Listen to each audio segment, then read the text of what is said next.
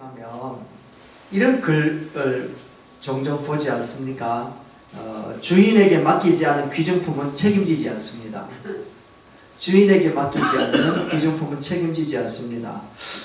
하나님도 마찬가지로 우리에게 그래 얘기를 하시는 것 같아요. 하나님 우리 보고 하는 말이 야, 니 내한테 안 맡기면 내 책임 안 진대. 물론 책임을 지시겠지만 그러나 성경의 원리는 무엇인가 하면 하나님께 맡겨라 라고 얘기를 하고 있더란 말이죠. 그래서 오늘 3절 말씀을 한번 봅시다. 3절에 뭐라고 이야기하는가 하면 이렇게 이야기를 합니다. 시작. 너의 행사를 여호와께 맡기라. 그리하면 너의 경영하는 것이 이루리라. 아멘. 신구약 말씀에 맡기다 라고 하는 뜻은 굴린다 라는 뜻을 갖고 있거든요. 굴린다. 그래서 이게 굴리다 이런 뜻을 갖고 있거든요. 맡기다 라는 게. 그래서 이제 하나님께 맡겨라 라고 하는 것은 이제 좀 수월하게 굴려서 가거라 라고 얘기를 하는 거거든요. 그래서 우리 성도들에게도 이야기하는 것 같아요. 무거운 짐을 그냥 굴리고 이렇게 가면 안 되겠냐 라고 얘기를 하거든요. 그래서 오늘 말씀은 하나님께 맡겨라 라고 하는 그 말씀의 주제를 따라가지고 하나님께 무엇을 맡겨야 될 것인가, 하나님은 우리에게 무엇을 맡아주시기를 원하는가 하는 것을 보면서 오늘 우리가 살아가는 순간순간 정말 무거운 것들, 해결해야 될 것들, 넘어야 될 산들 정말 우리가 굴려내면서 수월하게 그래 갔으면 좋겠습니다. 첫 번째는 뭔가 하면 나의 길을 하나님께 맡겨라 라고 얘기하면 한번 따라합시다. 시작. 나의 길을 하나님께 맡겨라. 자, 37장 5절입니다. 한번 보실까요? 시작. 너의 길을 여호와께 맡겨라. 저를 의지하면 저가 이루시고 너의 의의 빛을 나타내시며 네 공의를 정오의 빛같이 하시리로다. 아멘. 가는 길을 여호와께 맡기시기를 바랍니다. 할렐루야. 이 말은 우리가 만약 부산, 여기 우리 교회에서 부산역까지 가는데 우리가 이제 종종 전화할 때 경찰서장, 남부서장한테 전화해가지고 서장님 부산역까지 가는데 대연 대거리에 좌회전 몇 분에 나옵니까? 이런 묻는 사람 없잖아요. 또 문현 로타리에 이게 직진 받아야 돼, 직진이 몇 분에 옵니까? 이렇게 묻는 사람도 없잖아요. 그냥 목적지만 딱 정해놓고 신호등이 빨간불이 오면 서고 파란불이 오면 가고 좌회전 신호면 좌회전 가고 이렇게 한단 말이에요. 때를 따라 순간순간에 우리가 거기에 맞추어서 행동하면 되는 거예요. 무엇은 분명하게, 목적은 분명하게. 이게 바로 우리가 여호와께 길을 맡긴다 이런 뜻을 갖고 있는 거거든요. 이처럼 우리의 길도 목적과 방향이 딱 정해지면 길을 가다가 막히면 어떻게 하면 돼요? 서거나 돌아가면 되는 거고 또 열리면 곧장 달려가면 되는 겁니다. 아멘 할렐루야 하면서 가면 되는 겁니다. 이것이 바로 인생이고 맡기는 것인데, 맡긴다라고 하는 뜻은 결국에는 목적과 결과를 내가 믿는다라는 뜻을 갖고 있는 겁니다. 그러니까 나의 길을 여호와께 맡긴다라는 것은 내 목적과 내 결과를 하나님께 맡긴다 이런 뜻을 갖고 있는 거거든요. 그래서 요셉이라고 하는 사람이 있었습니다. 요셉이 자기가 큰 꿈을 꾸고 싶었던 적은 한 번도 없었죠. 느닷없이 하나님이 그에게 꿈을 주시는 겁니다. 하나님의 비전을 보여준 거죠. 무슨 꿈이었는가 하면 우리가 잘 아는 것처럼 별당 10개가 절을 하고 하늘의 별과 달들이 자기의 별을 중심으로 다 서 있더라고요. 요셉은 그 꿈이 어떻게 이루어질 것이며 언제 이루어질 것인지에 대해서 아무것도 몰랐단 말이에요. 하나님이 그냥 주니까 그냥 갖고만 있었던 것이지요. 그리고 반드시 그렇게 될 거라고도 자기는 아무런 생각이 없었던 그때요. 무슨 생각이 있었겠습니까? 그런데 그의 인생 가운데에 보니까 하나님이 적당한 방법으로 하실 것이다. 또 하나님께서 적당히 이루어 주실 것이라는 것을 믿었다라고 밖에 설명할 수 있는 것 외에는 다른 게 설명할 수 있는 방법이 없는 거야. 그래서 보니까 그의 삶 속에서 한마디도 불평하는 게 없는 겁니다. 우리 정도 되면 얼마나 불평했겠습니까? 형제들이 전부 미워해가지고 그 요셉을 팔아버렸단 말이죠. 그런 가운데서도 요셉은 무슨 생각을 하는가? 이런 생각을 하는 겁니다. 한번 읽어봅시다. 시작. 형님들이 그렇게 미워해서 만나는 길일지라도 하나님이 인도하시는 길일 것이다 라고 하는 것에 대하여 분명한 믿음을 갖고 있었던 겁니다. 그러니까 자기 인생에 브레이크가 탁 걸렸잖아요. 그럼 브레이크가 딱 걸린 다음에 어디로 가는? 애굽으로 갔단 말이에요. 애굽에서 그는 최선을 다해서 사는 거야. 애굽에서 살다가 또 억울한 누명을 써가지고 감옥에 간단 말이죠. 그 감옥에 가가지고 또 불평을 하지 않아요. 그 자리에서 또 자기가 할 수 있는 역할들을 최선을 다해서 감당하면서 우회전을 가야 될 때는 우회전을 가가지고 그곳에서 일을 하더라는 겁니다. 생기는 사건들마다 하나님이 주신 것이다 라고 하는 것에 대한 분명한 확신과 믿음을 갖고서 그는 서 있었던 거예요. 그러다 보니까 그는 하나님 앞에 부끄러운 모습을 행하지 않았다 라는 것을 우리에게 보여주더라는 겁니다. 결국 요셉은 국무총리가 되었어요. 가난 때문에 흉년이 들어서 형제와 어머니와 부모님들이 다 와가지고 자기한테 무릎을 꿇는 모습을 보여주지 않았습니까? 결국에는 하나님이 그렇게 만들어가지고 이루어내더라는 겁니다. 그래서 우리는 첫 번째 요셉이 우리에게 보여준 것처럼 무엇을 하나님께 맡겨라? 그의 길을 하나님께 맡겨라 라고 얘기를 하고 있는 겁니다. 하나님께서 당신의 목적과 당신의 뜻을 반드시 이루어내실 것이다. 가는 길 속에 좌회전할 때도 있고 우회전할 때도 있고 내가 생각하는 것과 다른 모습으로 나타날 때도 정말 많이 있지만 멈출 때가 있으면 멈추면 되고 달려갈 때가 있으면 달려가면 되고 순간순간 그 삶 속에서 최선을 다하여 하나님 앞에 붙들림 받으며 살아가면 된다는 것을 이야기하고 있다는 겁니다. 그래서 불평하지 않고 기대했다라는 겁니다. 원망하지 않고 기도하고 두려워하지 않고 기다렸다라는 겁니다. 이게 무슨 말입니까? 불평하지 않고 기대했다라는. 얼마든지 불평해도 누구 하나 너 왜 불평했냐? 이렇게 따질 사람 아무도 없죠. 원망해도 당연했던 부분들입니다. 두려워할 때도 엄청난 때가 많이 있었다라는 겁니다. 그러나 그럴 때에 기대하고 기도하고 기다렸더니 기적이 나타난 거예요. 비행기 조종사가 비행기에 갓곳을 딱 입력을 하고 난 다음에는 조종가만 딱 붙들고 출발하면 되는 겁니다. 바람을 따라가지고 이렇게 기류를 따라가지고 움직이고요. 이렇게 따라가면 결국에는 어디로 가는 겁니까? 목적지에 도착하게 된다는 겁니다. 우리 인생 길이 바로 그렇지 않겠습니까, 여러분? 바른 길, 축복의 길, 거기에 딱 목적을 딱 해놓고 하나님이 열어놓으신 길을 따라가지고 우리를 이렇게 걸어가면 되는 겁니다.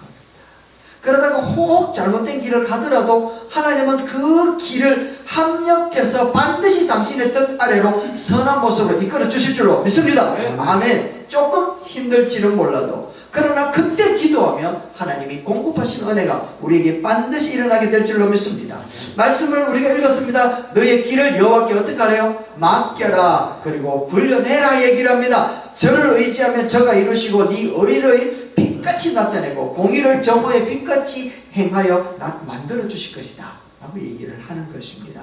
우리가 남은 인생 하나님께 맡기면서 살아갑시다. 하나님께 굴려냅시다. 우리의 반드시 하나님은 당신의 뜻을 이루어내실 것입니다. 여기에 대한 의심이 우리 가운데 일어나지 않기를 바랍니다. 두 번째는 모든 일을 하나님께 맡겨야 합니다. 8강 읽어봅시다. 시작. 모든 나의 행사를 하나님께 맡겨요. 아멘. 여기서 행사는 일이라고 얘기를 하는 겁니다. 잠언서 16장 3절입니다. 읽어봅시다. 시작. 너의 행사를 여호와께 맡기라. 그리하면 너의 경영하는 것을 이루리라. 아멘. 여기서 행사라고 하는 것은 모든 일을 이야기하는 겁니다.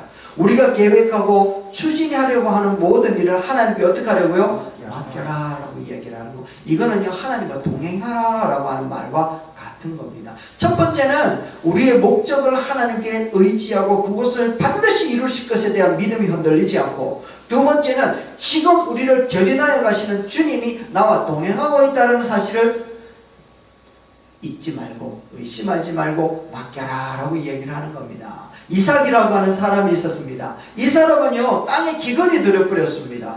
땅에 기근이 드니까 가족들을 데리고 이제 애굽으로 내려가려고 계획을 했는 거예요. 왜냐하면 나일강 주변에는 가뭄이 들 일이 없잖아요. 농사가 잘 되기 때문에 그래요. 그래서 애굽으로 내려가려고 하는데 하나님이 느닷없이 나타나서 하는 말씀이 이런 말씀을 하는 겁니다. 여호와께서 이삭에게 나타나 가라사대 애굽으로 내려가지 말고 내가 네게 지시하는 땅에 거해라 라고 얘기를 하는 겁니다. 애굽으로 어떻게 하지 말아요? 내려가지 마라 이야기를 하는 겁니다. 지시할 땅에 가서 거해라 라고 얘기를 합니다.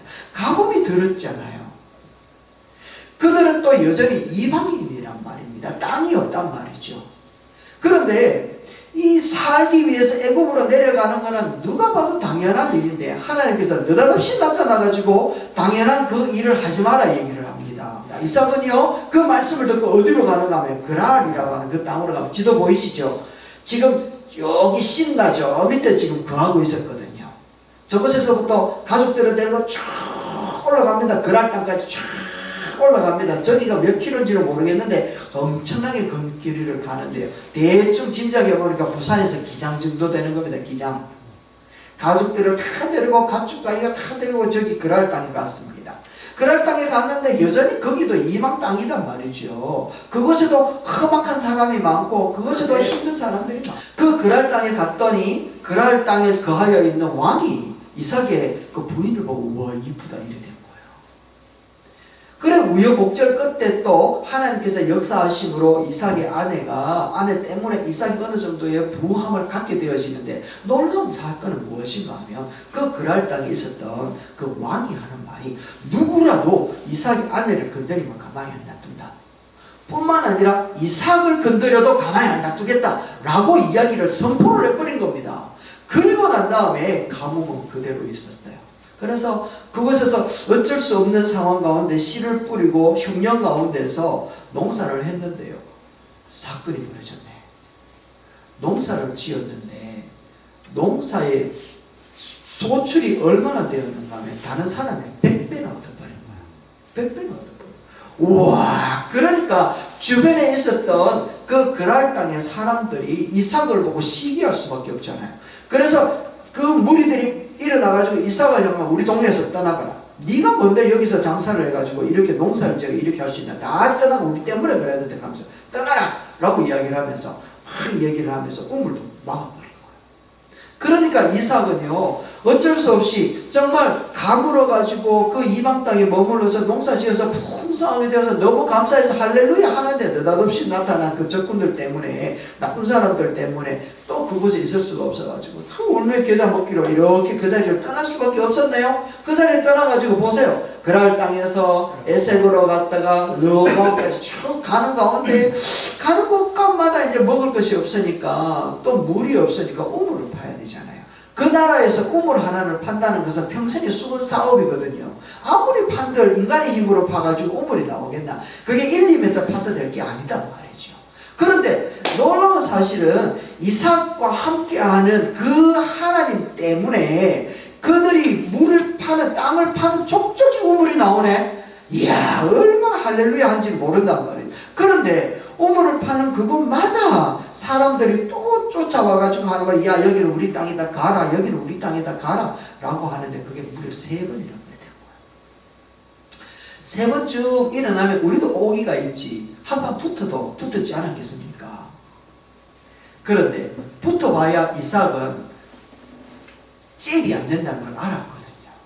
그러면 이 블레셋 사람들은 그러면은 이삭을 죽여버리고 그 소출을 풍성한 뭐 재물들을 다 빼앗아 갈 수도 있는데 왜 그러면은 공격을 하지 않고 계속해서 이삭을 깐족깐족거리면서 먼저 공격해 오기를 이렇게 걸고 있었을까요?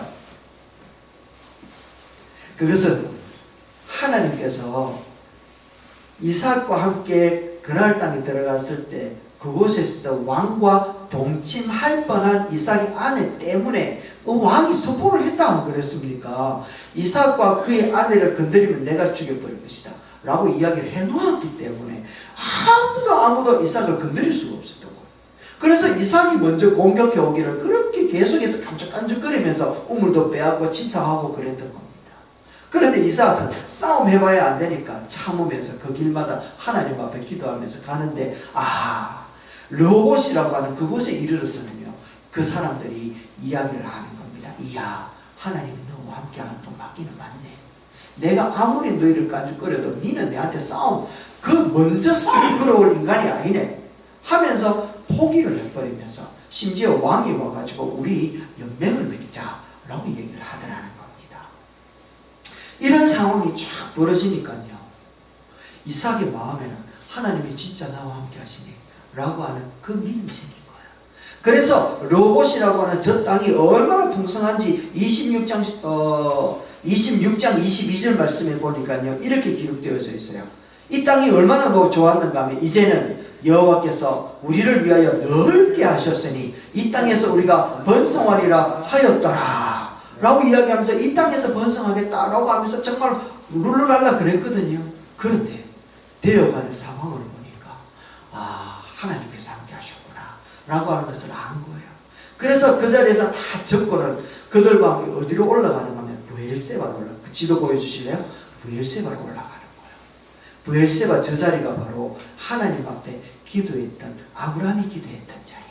저 브엘세바에서 일어나가지고는 그 이제 하나님 앞에 예배를 드리고 제단을 쌓는 거예요. 여호와 하나님 앞에 맡기고 하나님과 동행하는 그 이삭의 모습을 통하여서 하나님은 우리 인생이 어떻게 살아가야 될 것인가를 잘 가르쳐주고 있더라는 겁니다.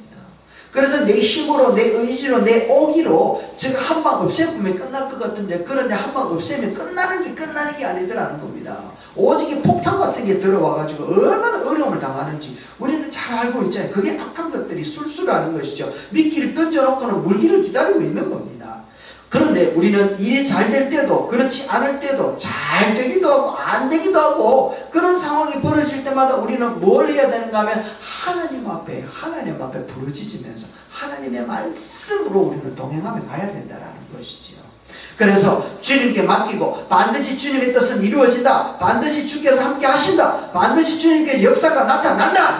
라고 하는 이 믿음으로 우리가 걸어가야 될 줄로 믿습니다. 그래서 억울한 일을 당하고 힘든 일이 찾아와도 주님의 연륜 안에 있다라는 사실, 하나님께 모든 것을 맡기고 주님과 동행하여 가는 그것만이 오늘 우리 성도들의 삶의 모습인 줄로 믿습니다. 여러분, 안희숙 여사의 죽으면 죽으리라 라고 하는 책이 있어요. 이 책을 쓰신 이분은요, 자기 인생을 놓고 이렇게 가사를 짓고 또 곡을 만든 것이 있는데, 그게 무엇인가 하면 우리가 좀 전에 불렀던 그 곡입니다. 내일 일은 난 몰라요. 하루하루 살아요. 불행이나 요행함도 내 뜻대로 안 돼요. 험하고 험한 이 길을 가도 끝은 없고 험합니다. 오직 주님 당신만이 팔을 내밀어서 내 손을 잡아주세요. 내일이는 날 몰라요. 장래일도 몰라요. 아버지여 날 붙드사 평탄한 길 주옵소서. 할렐루야. 이 고백을 하면서 걸어가더라는 겁니다. 이게 성도의 걸음이고 이게 바로 주님께 맡긴 자의 삶의 모습인 줄로 믿습니다. 잘 돼도 할렐루야, 안 돼도 할렐루야 돼야 돼. 이게 무슨 일이고 이러면 안 된다. 모두 다 하나님의 뜻이다 하면서 하나님께 영광을 돌려드리는 저 여러분 되시기 바랍니다. 이제 세 번째, 마지막으로 세 번째는요, 무거운 짐을 여호와께 맡겨야 돼요. 첫 번째 뭐 맡겨야 된다고요? 나의 길을. 두 번째는 나의 일을. 세 번째는 무거운 짐을 맡겨라 라고 얘기를 하는 겁니다. 시편 55편 22절입니다. 시작. 네 짐을 여호와께 맡기라. 그가 너를 붙드시고 의인의 요동함을 영원히 허락하지 아니하시리로다. 할렐루야. 우리의 짐을 여호와께 맡길 수 있는 모습이 되어야 되는 거예요. 이렇게 고백하였던 분이 바로 다윗이라고 하는 사람인데, 다윗의 인생을 쭉 보면요, 이스라엘 백성들이 왜 다윗을 저렇게 존경하고 위대한 왕이라고 추앙을 하는지 이해가 안 돼요. 참 이해가 안 되는 사람이 다윗인데, 다윗의 인생은요, 사무엘상서 17장부터 등장하면서 그가 죽을 때까지 그의 인생 가운데서 그렇게 염려와 근심 많은 인생은 정말 두고 찾아볼래야 찾아볼 수 없는 사람이 바로 다윗이라는 거예요. 어머니가 누군지도 기록이 되어져 있지 않고, 태어나 보니까 형님들은요 7명, 8명이나 가까이 있고요. 얼마나 무시를 당했으면 형님들은 전장에 나갔는데 도시락 배달시켜놓고 있고, 도시락 배달해가지고 가보니까 골리앗이 서 있어가지고 내가 가겠습니다 하니까 형님들이 무시를 하고 있고, 느닷없이 하나님의 은혜로 골리앗을 때려잡아 이겨놨더니 사울 왕이 오히려 다윗을 죽이려고 하고 있고, 평생에 쫓아다니면서 하나님의 은혜로 왕이 되고 난 다음에 성전을 짓고 싶은데도 하나님 짓지 마라 얘기하는 겁니다. 그러면서 그는요, 어머니의 사랑도 못 받았지, 사랑하는 아내의 사랑도 못 받았지, 자녀로부터의 사랑도 못 받았던 인물이 다윗이라는 겁니다. 노년에 하나님 앞에 정말 연약하여진 육체를 가지고 하나님 앞에 인구조사를 하는 겁니다. 인구조사를 해놔야 자기 마음에 위로가 될 것 같아서. 안 그러면 적군들이 쳐들어오고 내가 가고 난 다음에 이 아이들이 어떻게 이 나라를 이끌어갈까 걱정이 되었겠죠. 그래서 인구조사를 시켰단 말이에요. 인구조사를 시켜놨더니 요압이라고 하는 왕이 그 군대 장관이 와가지고 하는 말이 이렇게 얘기를 하는 겁니다. 사무엘하서 24장 3절 같이 읽어봅시다. 시작. 이 백성이 얼마든지 우리 하나님 여호와께서 백배나 더하게 하사 내 주 왕의 눈으로 보게 하시기를 원하나이다. 그런데 내 주 왕은 어째서 이런 일을 기뻐하시나이까 하되, 여러분 다윗의 심정 이해가 안 갑니까? 다윗이 막 그 마음에 불안하고 염려가 생기고 근심이 되어가지고 좀 이렇게 한번 헤아려봐라. 그러니까 요압이 와가지고 하는 말이, 하나님이 100배나 너하게 하실 수 있는 분인데 뭐 믿음이 그리 없어가 되겠습니까? 믿으세요. 이렇게 얘기를 하면서 주 왕은 어째서 이런 일을 기뻐하시니까? 라고 이야기를 하는 겁니다. 그러면서 하나님께서 그 다윗을 책망하시는데요. 그로 인해 가지고 그렇게 붙들고 싶었던 자기의 백성들, 그렇게 헤아리면서 마음의 위로를 받았던 그 백성들 7만을 제거해 버리시는 겁니다. 7만 명을 제거해 버리는 겁니다. 이렇게 그의 인생 가운데에는 그의 그 시작부터 마지막 때까지 그런 근심과 걱정 속에 믿음으로 승리할 때도 있었지만 믿음으로 실패할 때도 있었다. 인생이 우여곡절 없는 인생이 아무도 없죠. 그런 가운데서도 이스라엘 백성들이 다윗을 진짜 존경을 하고 위대한 왕으로 추앙을 하거든요. 이해할 수 없는 거예요. 이해할 수 있는 유일한 한계가 있다면 그것은 무엇인가 하면 하나님의 말씀에 순종했고, 순종하는 다윗을 보고 하나님이 용서하더라는 겁니다. 그래서 다윗을 존경하는 이유는 하나님과 다윗의 관계, 이 관계성을 보고 너무너무 존경하고 있다라는 것이죠. 다윗은 그의 인생을 돌아보면서 우리에게 이 얘기를 하는 겁니다. 있잖아, 너의 짐을 여호와께 맡겨라. 막 그 짐을 내가 지고 난 다음에 여러 가지 해보니까 되는 게 아무것도 없더라. 오히려 하나님 앞에 책망받더라. 그러니까 여호와께 짐을 어떻게 하라고요? 맡겨라 라고 얘기하는 겁니다. 이게 근심과 걱정을 맡겨라 얘기하는 거거든요. 근심과 걱정을 맡긴다고 그 근심과 걱정이 내한테 사라집니까? 안 사라진단 말이야. 내 안에 여전히 있단 말이야. 그런데 놀라운 사실은 뭔가 하면, 우리가 기쁨을 나누면 몇 배가 되고 2배가 되고, 슬픔을 나누면 이 반이 되더라는 거예요. 반이 되는데 우리 주님이 뭐라 얘기하는가 하면, 우리가 맡겨버리면 그 짐을 우리 주님이 지시고 우리에게 쉼을 주겠다 얘기를 하는데, 11장 28절 마태복음입니다. 읽어봅시다. 시작. 수고하고 무거운 짐진 자들아 다 내게로 오라. 내가 너희를 쉬게 해줄게. 아멘. 아멘이십니까? 짐을 맡겨버려라. 내게로 오너라. 내게 맡겨라. 그리하면 쉬게 해줄게. 쉬게. 그런데 쉰 것으로 끝나는 것이 아니라 그 짐을 지고 갈 수 있는 힘을 줄게. 이런 뜻을 갖고 있거든요. 인생 살다 보면 이런 무거운 짐 벗어버리고 싶을 때가 한두 번이 아니더라는 겁니다. 그럴 때 우리 주님이 뭐라 얘기하시는가 하면 내게 맡겨라 얘기하는 겁니다. 모세도요, 이스라엘 백성들을 출애굽시킬 때 200만 명을 데리고 가잖아요. 그들은요, 물이 없으면 물이 없다고 불평하고, 먹을 것이 없으면 먹을 것이 없다고 불평하고, 입을 것이 없으면 입을 것이 없다고 불평하고, 자기보다 아름다운 여인을 보고 거기에 눈이 휙 돌아가가지고요, 믿음도 신앙도 버려버리는 사람이 이스라엘 백성들이었습니다. 그들이 하나님 앞에만 원망하는 것이 아니라 모세를 죽이려고까지 했거든요. 그러니까 모세가 하나님 앞에 하는 말이, 하나님, 내가 언제 저들을 데리고 출애굽시켜서 가나안 땅에 내가 데리고 가려고 저들 앞에 기도한 적이 있습니까? 하나님이 시켜가지고 이 자리에 와 있는데 하나님이 시켰으면 책임져야 될 것 아닙니까? 라고 하면서 하나님 앞에 기도하기 시작을 하는 겁니다.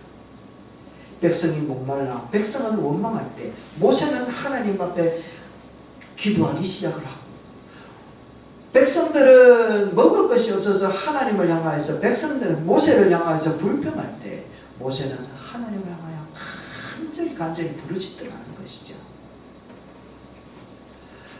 하나님은 모세를 향하여서 이야기를 하고 오늘 우리에게도 동일하게 이야기를 합니다. 베드로전서 5장 7절 말씀을 한번 보세요. 이렇게 얘기를 합니다. 읽어볼까요? 시작. 너희 염려를 다 주께 맡겨버리라. 이는 그가 너희를 돌보신다 라는 거예요. 맡겨버리면 무엇을 깨닫게 된다고요? 하나님이 돌보고 있다는 사실을 깨닫게 된다.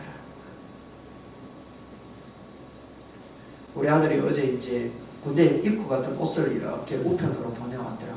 많은 사람들 얘기 들어보면 그 아들이 그 옷을 보면 운다 이야기를 하더라고요. 근데 우리는 울으면 이제 그때 입소시켜놓고 올 때 다 울었어.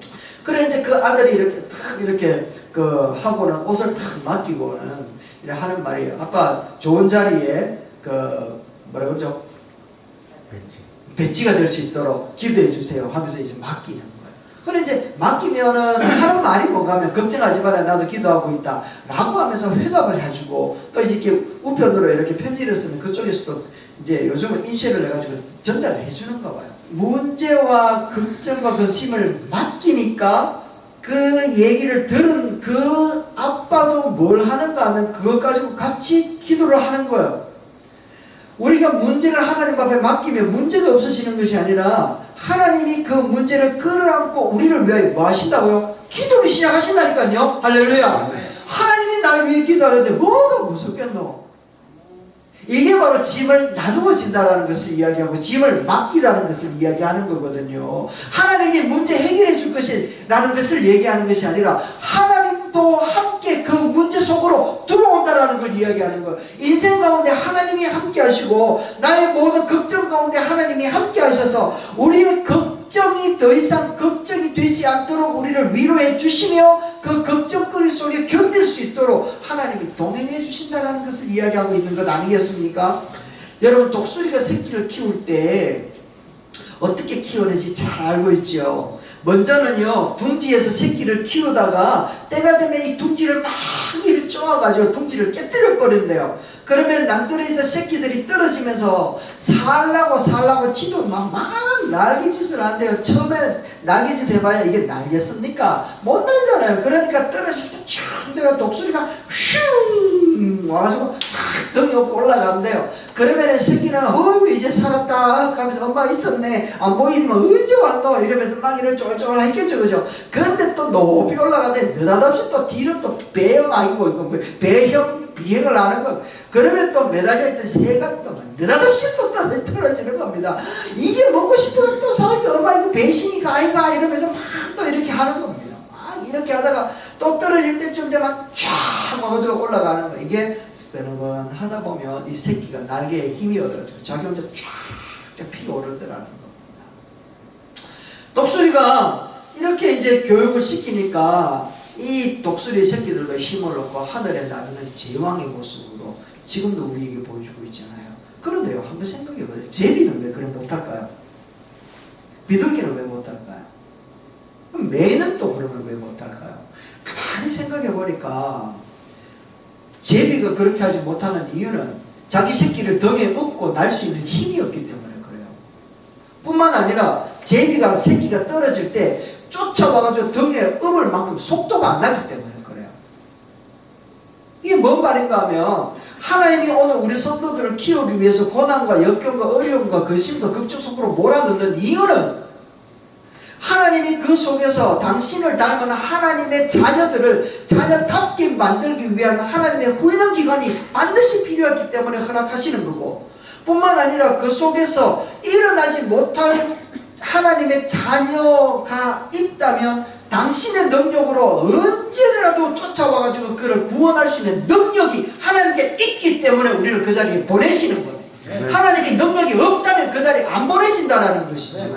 그러나 하나님은 능력이 있고 그렇게 충분히 우리를 구원할 만한 그런 분이시기 때문에 오늘 우리를 고난 가운데 보내셔서 야 걱정과 근심 많지 내게 맡겨 내가 너 구원할 수 있는 능력이 있는 분이야 라고 하면서 우리에게 가르쳐 주는 겁니다. 여러분 우리 가운데 고난이 없을 것이다. 염려가 없을 것이다. 문제가 해결될 것이다. 이런 거짓말에 속지 말자라는 겁니다. 우리가 살아보면 알잖아요. 네가 살아보니 걱정 없을 때가 어디 있었고 염려 근심 없을 때가 어디 있었습니까? 바이러스가 막 충혈할 때 예수 믿으면 바이러스가 통과해서 지나간다고 천만의 말씀입니다. 여러분 예수님도 먹을 것이 없어서 배가 고났다니까요. 예수님이 능력이 없어가지고 고난 가운데 십자가 못 박히셨겠습니까? 아니라는 거. 인생이 다 그렇다라는 거예요. 그런데 중요한 그 어려움과 그 힘듦과 그 고난 속에 있다 할지라도 하나님을 닮은 하나님의 형상을 입은 주의 자녀들은 길을 여호와께 맡기고 일을 여호와께 맡기고 모든 근심과 걱정을 여호와께 맡기며 주님과 더불어서 함께 가고 있다라는 것을 느끼고 알고 깨달으며 그 길을 걸어가기를 하나님은 원하고 있다라는 겁니다. 할렐루야. 이게 바로 성도의 모습이라는 것이지요. 그래서 찬송가 431장 말씀에 보면 내 주여 뜻대로 행하시옵소서 라고 하는 찬송이 있는데, 이 찬송은 벤자민 슈몰크라고 하는 목사님이 지으셨어요. 30년 동안 종교 전쟁 때문에 독일이 폐허가 되었습니다. 설상 가상으로 흑사병이 들어와 가지고 600만 명이 살아남을 수밖에 없었대요. 인구가 1억 6천이나 되었는데 1,600만 명이 있었는데 삶이 지옥이에요. 상황이 지옥이었다라는 겁니다. 그런데 전쟁으로 인해 가지고 의기양양해진 가톨릭이 또 개신교를 또 핍박을 하네.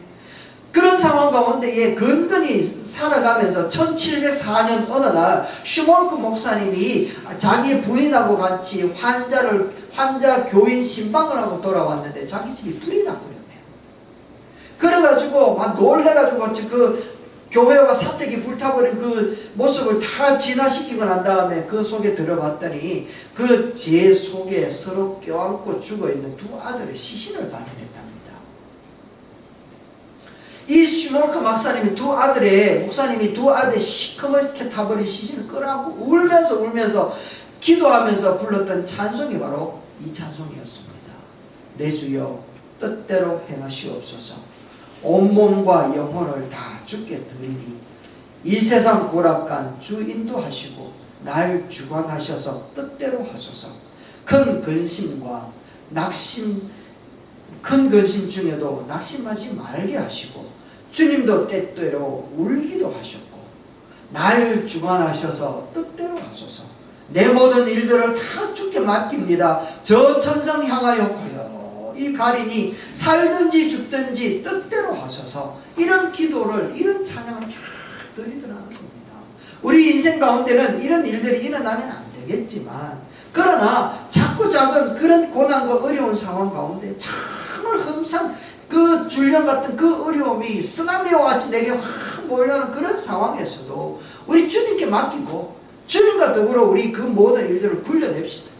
이게 바로 오늘 우리 하나님 살아계시는 증거를 우리 가운데 보여주고자 하시는 하나님의 찬스요, 하나님의 기회인 줄로 믿습니다. 그래서 우리가 하나님 앞에 그렇게 살았음을 정말 우리가 기대하는 것 이상으로 가까운 시간에 주님과 더불어 찬양할 날이 우리 가운데 반드시 올 줄로 믿습니다. 아멘. 오늘 우리의 말씀을 다시 한번 생각해 보십시다. 우리가 하나님 앞에 맡겨야 될 것이 무엇이라고 말씀드렸습니까? 우리의 사명, 우리 하나님께서 우리에게 허락하여 주신 그 목적 분명히 붙들고 우리의 길을 여호와 하나님 앞에 맡겨드립시다.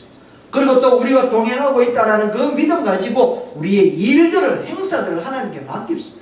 그리고 그 속에 일어나는 근심, 걱정 없앨 수는 없지만 그 속에 우리 주님을 의지하면서 주께서도 함께 그 상황 가운데 계신다는 것을 의지하며 걸어가는 우리의 모습이 되어야 될 줄로 믿습니다. 아멘.